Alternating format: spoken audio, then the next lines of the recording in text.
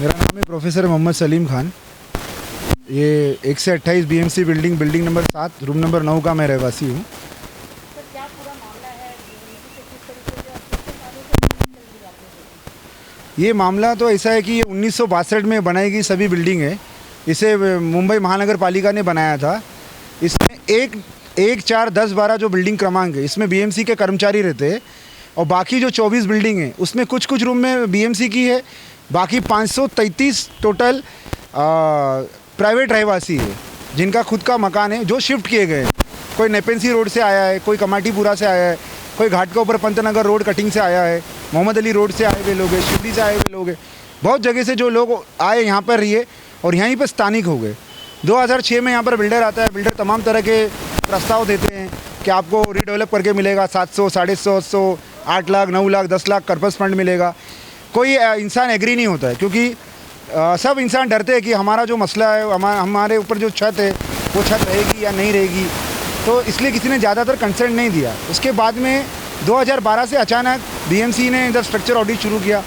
BMC ने 2012 से structure audit करने के बाद में C1 कैटेगरी में सभी बिल्डिंगों को डाल दिया, जबकि मेरे पास में पूरा डॉक्यूमेंट है, आरटीआई के द्वारा प्राप्त किया गया है। सहस्त्र कला करके बीएमसी का जो आर्किटेक्ट स्ट्रक्चर ऑडिटर था उसका कहना था 70 लाख रुपया ये बीएमसी जो बिल्डिंग है रिपेयरिंग का खर्चा है और 2.5 करोड़ रुपया पूरी बिल्डिंग G+2 स्ट्रक्चर बनाने का खर्चा है। ये आप देख सकते हैं। बीएमसी ने कहा कि नहीं, ये सब बिल्डिंग जो है C1 कैटेगरी में है, सारी बिल्डिंग है C1 कैटेगरी में, जबकि सहस्त्र कला का ऐसा कुछ भी कहना नहीं था। उसके बाद में हम लोगों ने हमारे प्राइवेट श्विनी एसोसिएट करके जो बीएमसी के पैनल पे रिकॉग्नाइज्ड आर्किटेक्ट है उनसे हमने प्राइवेट स्ट्रक्चर ऑडिट करा। उन्होंने हमें C2B का दिया निकाल। इस मुद्दे पर हम जब तत्कालीन सरकार थी देवेंद्र फडणवीस जी की, प्रकाश मेहता सर के पास गए, किरीट सोमैया सर के पास गए और बहुत से आमदार राम कदम के पास गए। उनका सहयोग हमें मिलता था कि पॉलिसी आ रही है। 33(7) करके एक पॉलिसी है जो अर्बन में है, सब अर्बन में नहीं है।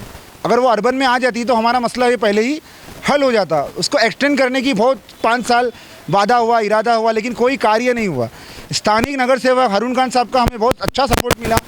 जब भी बीएमसी लाइट पानी काटने के लिए आती थी तो उन्होंने हमें अच्छा सहयोग दिया। सुधीर मौर्य साहब ने अच्छा सहयोग दिया। सबसे ज़्यादा सहयोग हरून खान साहब का हमको मिला कि बार बार वो आते थे और हम जब भी खड़े रहते थे वो खड़े रहते थे। आमदार राम कदम साहब का भी उसमें हमें सहयोग मिला, लेकिन ये बीएमसी मानने को तैयार नहीं। बीएमसी हमें माहौल जाओ। ऐसा दहशत का वातावरण निर्माण हो गया कि कितने लोग तो ऐसे दहशत के माहौल में गुजर गए। अब इसको किस तरह रोका जाए, रोकने के लिए पार्सेड वेलफेयर एसोसिएशन नामक एक संगठन 1 से 28 बीएमसी बिल्डिंग का बनाया गया और सिटी सिविल कोर्ट में मुकदमा दायर किया गया। सिटी सिविल कोर्ट में मुकदमा दायर करने के बाद में 2019 31 जनवरी को सिटी सिविल कोर्ट ने ये मान्य किया कि इनकी जो स्ट्रक्चर ऑडिट रिपोर्ट है 7.5 की और बीएमसी का जो प्राइवेट स्ट्रक्चर ऑडिट रिपोर्ट, इसमें बहुत घपला है, बहुत गड़बड़ झाला है, बहुत बड़ा घोटाला है। इसको पुनः बीएमसी को उन्होंने आदेश दिया कि आप अपना स्ट्रक्चर ऑडिट करिए और ये माहौल नहीं जाएंगे, इनका लाइट और पानी नहीं कटेगा। ये होने के बाद में हमें थोड़ी राहत की सांस मिली, लेकिन इसका फलसफा क्या होगा?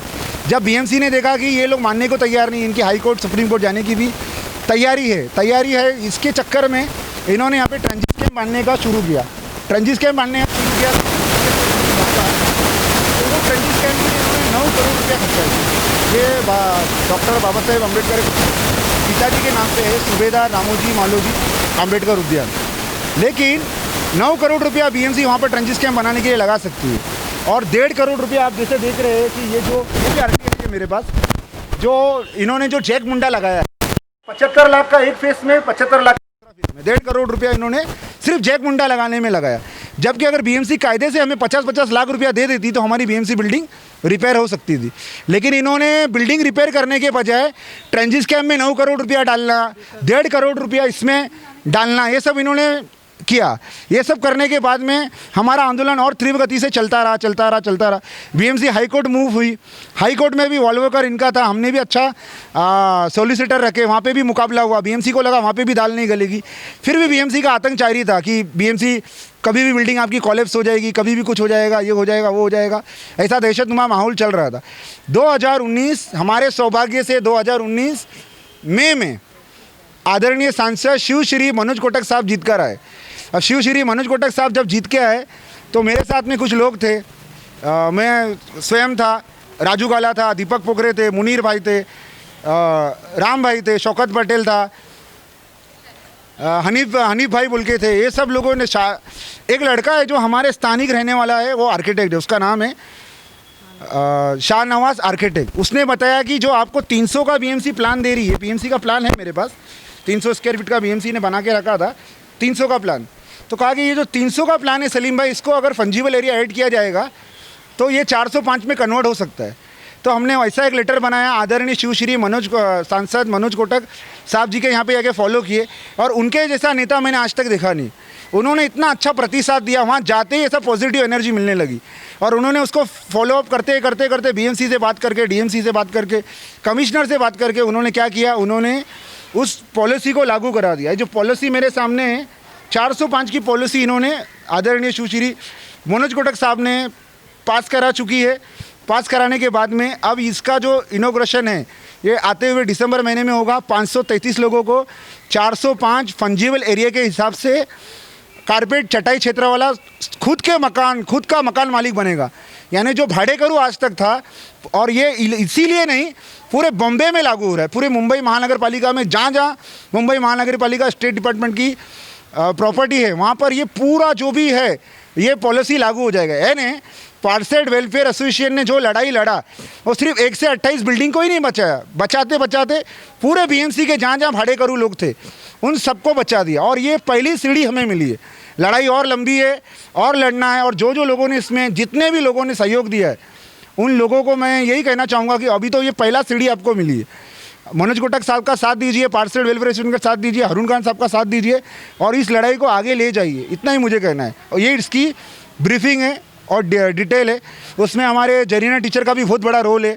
इन्होंने सारे महिलाओं को एक करके जगाकर हमारे साथ से साथ दिया, हमने कांधा से कांधा लड़ाया, और आज हम इस मुकाम पे पहुँचे हैं कि हमको आज हमारे खुद का, जो बीएमसी कहती है कि आप टेनेंट हो, आज हम ओनर बनने जा रहे हैं। और इसमें सबसे बड़ा हिस्सा अगर किसी का है, आदरणीय शिव श्री मनोज कोटक जी सांसद जो है ईशानी मुंबई के, उनका है, पूरा क्रेडिट उनको है। और हरून खान साहब ने लगातार 17 सालों से हमें रात दिन साथ दिया है, इसमें कोई दो राय नहीं है, और उनका भी बहुत बड़ा हिस्सा है। लेकिन वो नगर सेवक का एक कार्य क्षेत्र लिमिट होता है और सांसद का कार्य क्षेत्र बड़ा होता है, दोनों का समन्वय से इसका रास्ता निकला है।